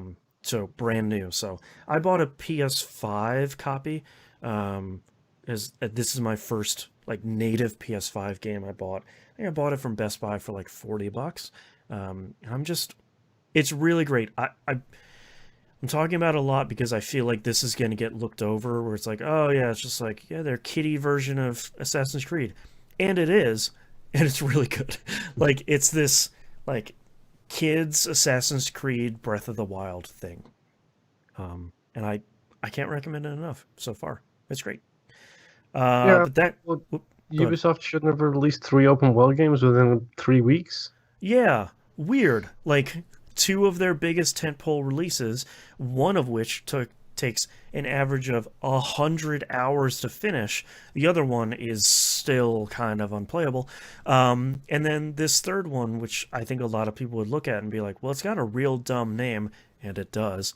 And it looks like Breath of the Wild. It is. And maybe I won't need to play it. It's really good. But yes, It's one of those things where, like, Ubisoft, you probably could have put it out in February. Probably would have done really well. Yeah. March, June, during the drought. Yeah. But I do have to say, it's probably the first open world game I've played in a really long time where nothing is wrong with it. Like, I haven't fell through the world.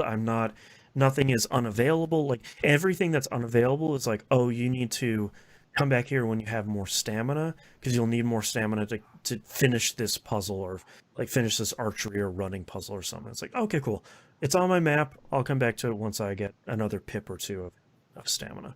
But yeah, go try it out. It's $30 right now, and it's well worth the $30. Go play it. It's great. That's all I've been playing. Let's take a break. Yep. I'm going to go to the bathroom. I will be right back. Me too. Apparently everybody is. So I'm just going to keep chat company for a little bit while the guys are out in the bathroom. Because that's my job now.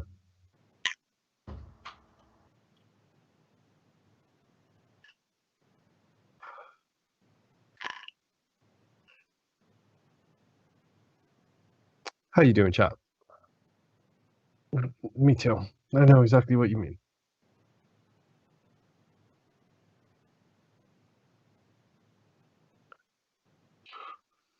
I legit forgot what day it was this week, so that's fun. Like, time has no meaning anymore. Everything is just blended all into one another. It's great. Like, so hilarious. Oh.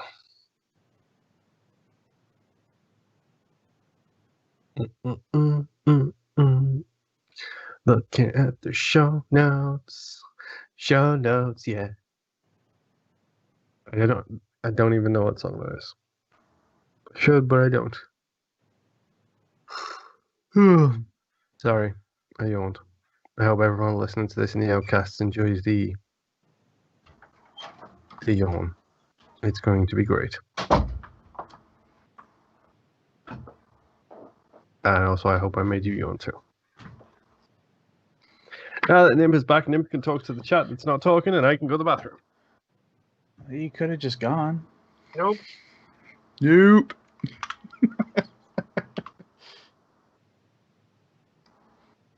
Hi, chat.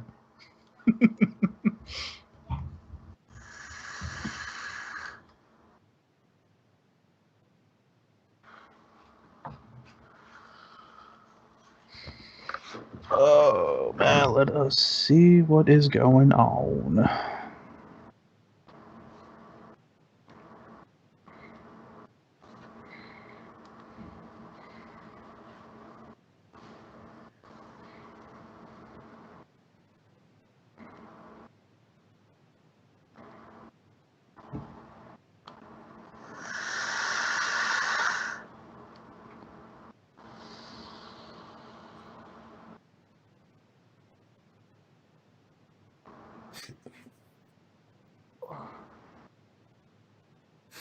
Hello, chat.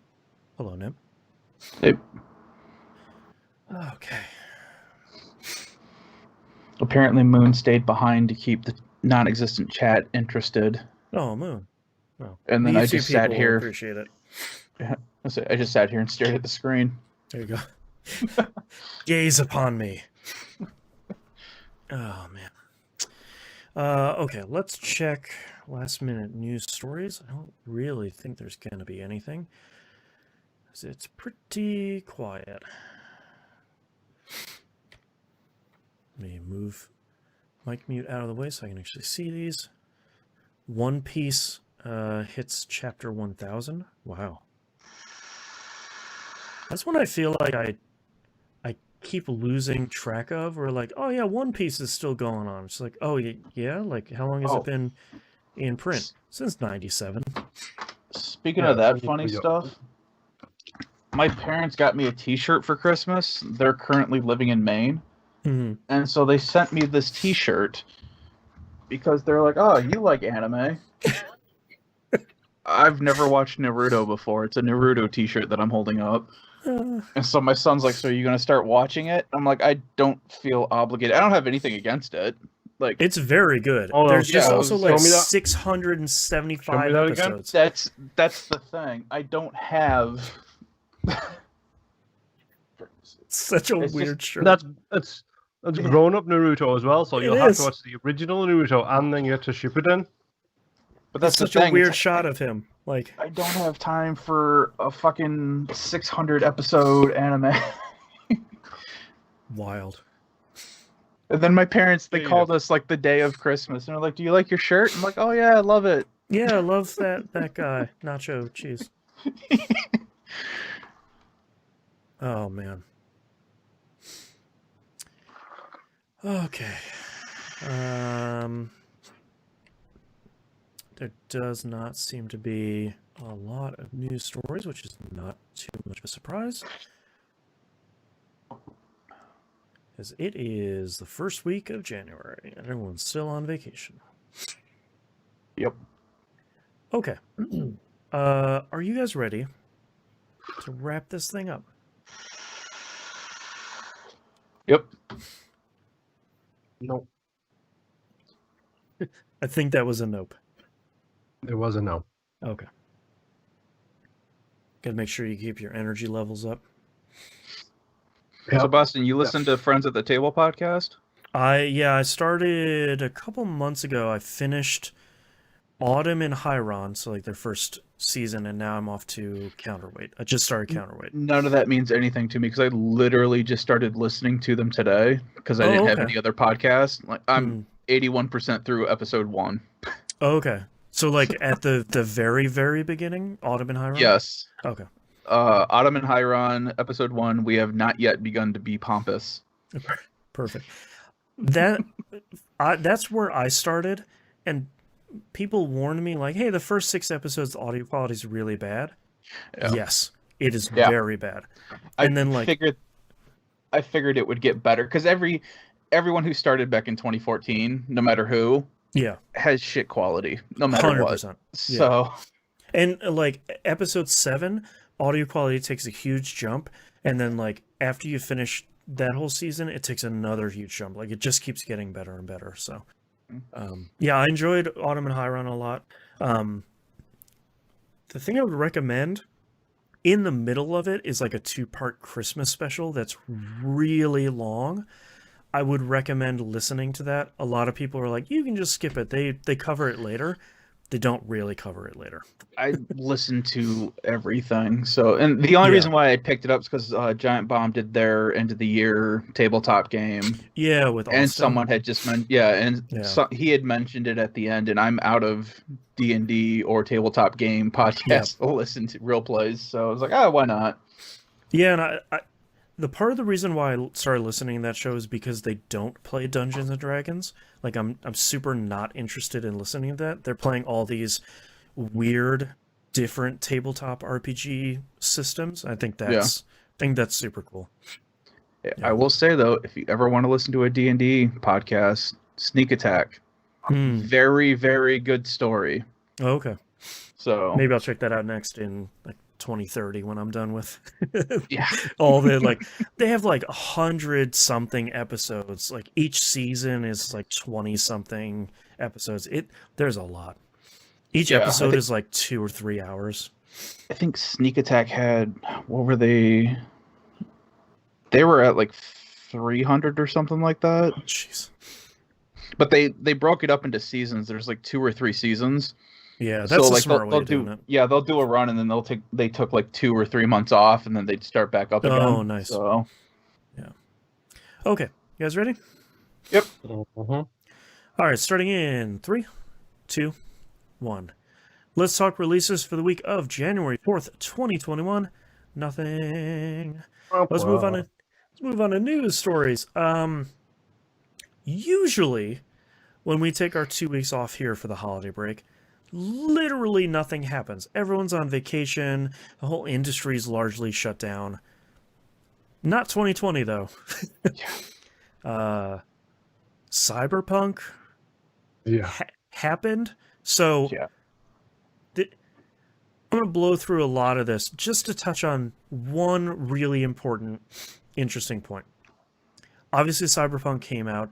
Reception was mixed. A lot of people loving it. A lot of people really hating it.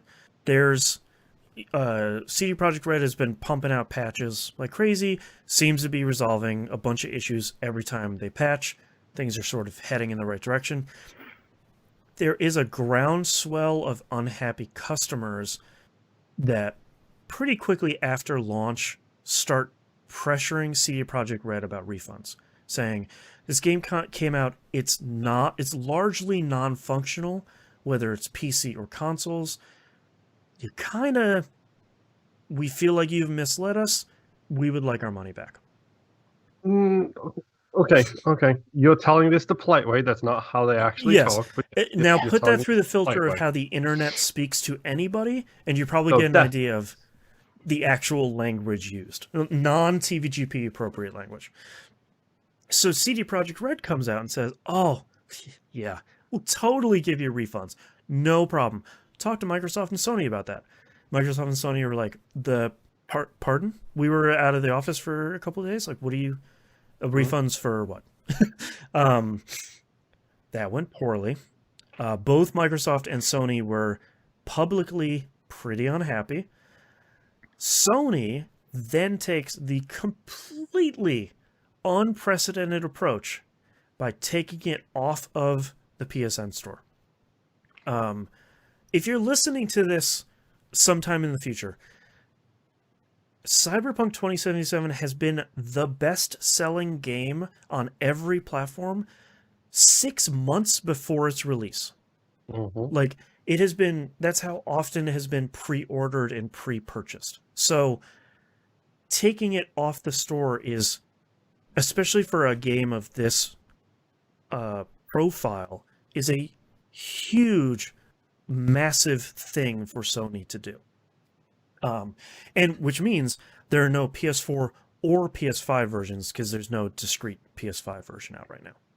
So not only is Sony sort of losing their cut, they're also losing their cut of their brand new console, which has faster load times.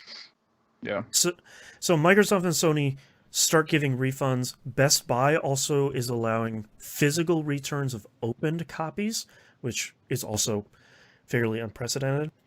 CD Projekt Red themselves start giving refunds if you're like getting the runaround from a bunch of other people. You fill this form and then they can go to one of silver lining here on this whole refund thing. One of the funniest thing is a lot of people learning what the word refund means, which means you don't get your money back and keep the game. They take the game too. There's a lot of stupid people in the world. That's how a refund works. And then most recently, a class action lawsuit was filed, and normally it's like, yeah, a class action lawsuit, like whatever. That's, you got $200, you can just do it. But this is actually from CD Projekt Red investors.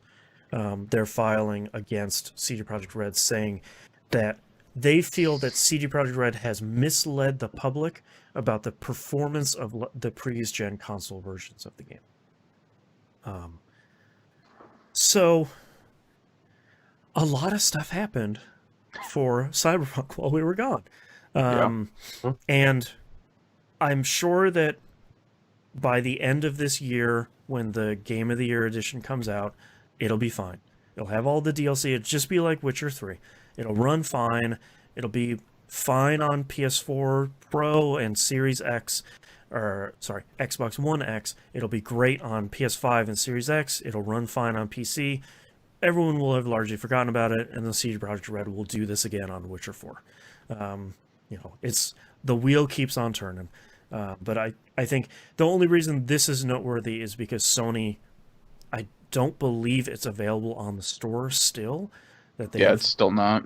Yeah, they have taken it off of the store. Last time this happened was Arkham Knight on PC, and that wasn't nearly in the state that this is in. Yeah. So it's a big enough deal that my wife, who doesn't follow video games, saw an article on NPR and then got pissed because she couldn't return the game before Christmas. Right. Yeah. Yeah. And honestly, I there's a part of me that does feel badly for people that were super excited about the game. If you were one of those people that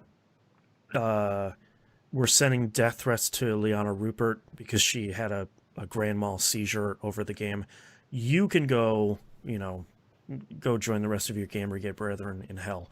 But I feel badly for people that were just like, man, I'm really looking forward to this game. They didn't like buy into the super hype cycle, and it came out and just had this laundry list of problems. I feel badly for people that in good faith were excited about it. But I know a lot of people like you, Nimp, are playing it and having fun with it. Like we were talking about it on Pup yesterday. Musum's been playing on PS4 Pro, having a blast, having crashes and the same problems, but in between that sort of stuff, having a blast with it. And I think that's really great. Yeah, that's if you can get over early open world like Fallout 4, any of the Fallouts really, right. Yeah. Or just any open world jank, the game is fun. Yeah. Once you get past all the bad stuff, and it hasn't pulled me out of the game. It's just, it should not have released this way. Yeah. So, next news story. Binding of Isaac Repentance release date announced. The release date announcement trailer came out. It's coming out March 31st. That's 2021 for Steam. It's coming later to consoles. No release date announced. LOL, Nicholas. Understandably, so if you don't know that much about Binding of Isaac, the sort of the head designer, main dude behind it is Ed McMillan. He is enthusiastic about the progress his games are making, and will oftentimes overestimate how far along they are. It's just a thing he does. There's no malice in it. He's just super excited about the games he's working on. It has been funny watching people on Twitter. Like, he put out this thing, is like, yeah, it's coming March 31st this year. It's $15. It's huge. Like, there's so much stuff. It could be a sequel. Like, it's really great. And everyone's sort of like side-eyeing him, like, March 31st, huh? Like, for real? He's like, yeah, for real. Like, it's locked in. Like, we got all of it. And they're like, mm-hmm. But, like, really for real this time? Like, seriously for real? He's like, yes, I promise. It's like, okay. I don't know, but okay. So, very... Peter Molyneux of release dates is what you're getting at. Yeah, and, like, just like Peter Molyneux, there's no malice behind it. He just loves Binding of Isaac. Mm-hmm. He wants to share all the cool stuff. So, very excited to play that on its release date, which is hopefully March 31st. And also, it is $15. It is not free because it's basically the Anti-Birth fan expansion mushed into this game with a whole bunch of other stuff and a bunch of changes to like the core stuff. Because he hired the programmer behind that mod. He's like, look, you like rewrote this game to put this mod in. How about I hire you to rewrite Binding of Isaac because it's in sort of a bad spot, which, yes, you want to talk about crash bugs, Binding of Isaac has them. And it's my understanding that dude has largely rewritten a large part of Binding of Isaac, its underlying code, and I think some people are going to be a little bit unhappy because certain things you could do in the game before that would break it, like if you only had one red heart left, you could still take 2 red heart devil deals. You can't do that anymore. And they're changing like blank card and other stuff where it's like, yeah, maybe you weren't supposed to be able to do that stuff before. Now we're fixing it. So just things that people were used to being able to do that they can't. Yeah, it's like it's one of those things in games where you feel like you're getting away with something. Not huge, but it's one of those things where like, all right, yeah, I got one over on the game. All right, this run's going to me, roguelike. But it'll be interesting. It'll be interesting to see. And last news story here. Before we went on break, Take-Two had put in their bid to purchase Codemasters. They valued it at like 970 million USD, something like that.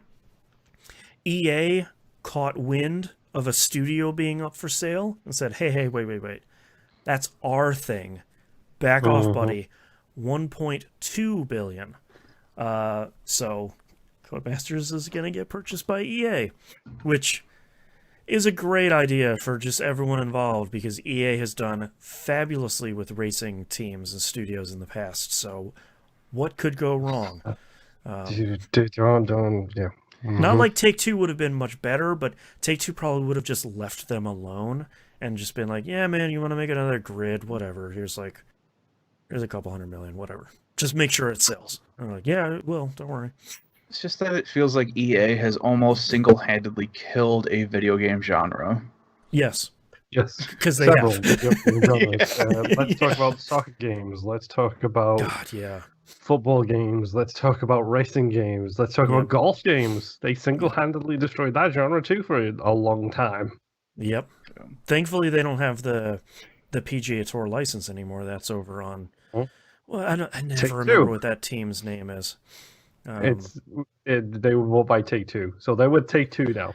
That's right, yeah, because it is like 2K21 PGA Golf now. Yeah. Yep. I'm curious if this is a revenge mode. Super good. Oh man. All right, that's all our news stories. Let's go on to our question this week from T-Bomb Rocks. It says, I made personal goals this year to focus on things that have been in my backlog for far too long. What are some games that have the most dust in your backlog? Witcher 2, Witcher 3. Yeah, I'm trying to think of things that like are in my backlog that I'm legitimately going to get to. Because there's stuff in my backlog. Hey. Don't doubt me. No, I don't doubt you. I'm just saying for me, like, there's stuff in my backlog that's probably like, yeah, I'm never getting to that. I've got Valkyria Chronicles 4 that I will beat one day, but it keeps getting pushed back because a lot of JRPGs that I play, I don't have to worry about spoilers. No one's talking about these games. No one's talking about Cold Steel on Twitter. Like they're just like, if I'm gonna be spoiled, I have to look for it. Right. So they keep getting pushed back. Yeah. There is a niche for those games, and you two are that niche, and that's it. Yeah. It's like Pretty me with much. visual novels. It's like no one else is playing them. I don't have to worry about it. Yeah. But I think that's the only thing on my backlog that I've had the longest. I don't have the time to go through 370 something installed games and figure out which ones I need to play. Yeah. Crimson Dragon, there you go. There you go. I feel like for me, in the list of games that I would still likely get to, Gears Tactics is pretty high up there. I'd say Ori and the Will of the Wisps, but that came out more recently than the Gears Tactics PC release. I don't really have any JRPGs on my plate right now, mostly by design. I'm trying to think if there's anything else. I have a whole bunch of visual novels on my plate, like the Elite's Robotic Notes Elite Dash something. You can just jumble a bunch of words and be like, oh yeah, that game, man, with the ending. But like, just like any JRPG where it's like, oh yeah, but did you play like the first 17? Like, is this one like Minstrel of Darkness, like that really, the third one really matters. I make fun, but Ys 9 Monstrum Nox is coming out at the end of this month, so like, Yeah. yeah. But you don't have to play the other East games to play 9. That's fair. That's fair. I have though, so you should. Yeah. I'm trying to think if there's anything else that's like that isn't a lost cause, and I'm sort of drawing a blank here. I feel like I got most of the important stuff played last year. Although, special shout out to Monkey Senior. I think it was on Discord for reminding us that we forgot about Miles Morales on our games we missed list. So it's like we extra missed it, which is a bummer because it's not so much that we forgot about it. I just never played it or have the time to get around to it this year. Yeah, and thankfully it's really short, so you can just kind of knock that out. But yeah. What about beats per minute? Are you ever going to get back to that? I'm gonna try it again once if it comes to console, because I'm very bad at it. I'm very bad at it, but it also like it landed for us like right as podcast production was ramping up for the end of the year stuff. So it's like I could play a little bit more of this, but I have like. Tomorrow I'm recording 7 podcast episodes, so like there wasn't really a whole lot of time. I said beats per minute, but it's bullets per minute, isn't it? Bullets per minute, yeah. I knew what you meant. Yeah. All right, that's our episode for this week. Thank you very much, everyone, for joining us for yet another year of TVGP, our 13th year, 14th year maybe. It's been 13 years since it aired. TVGP.tv is where you can visit us, find and follow us on the right hand side of the page. Patreon.com/E1M1. Go sign up for all the cool exclusive early access, critical misses, 2-month early access that we just started season 5. Recorded the first half of that today. Season 4 was really good. We talked about it a little bit in the Outcast today. And you get early access to Critical Misses, We Roguelike It, you get the exclusive uncensored Outcast, get all the cool stuff. A lot of audio every month for just $5 a month. Game Club, Metro's 2033, which is coming up pretty quickly. Oh boy. And I think that's it. So we'll see you all next week. Bye. See ya. Bye. Nimp, titles, please. I have The Math Adds Up, Horror Game Sherpas, Stabbing Related Questions. I put a check mark next to that one. That feels like a title. Oh crap, I can't remember how to say this one. What was it? The Outtagonist? Oh, Outtagonist. Okay. It's Sean Bean, isn't it? I'm over here doom scrolling. You got tapeworms. Breath of the Waifu. and Kids Assassin's Creed. All right, Moon, what do you have? Randos are like a box of chocolates. Probably a little bit too long. Numb Inside, Brainworm of Choice, Stabbing Related Questions, Kayfabe is Dead, Antagonist, Learn to Raid Bro, Are the Greeks British, My Stripper Assassin, and Soundtrack in a Round. Oh, God.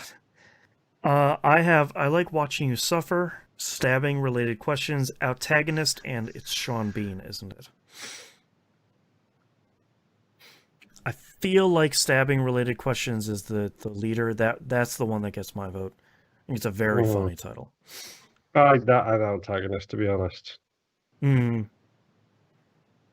do like both of those as well. Oh, crap. Yeah, I would go more with I think Stabbing Related Questions is more of a catchy title than Antagonist. Because Antagonist requires the... It's definitely an eye catcher. Yeah, I think it's better in the episode. All right.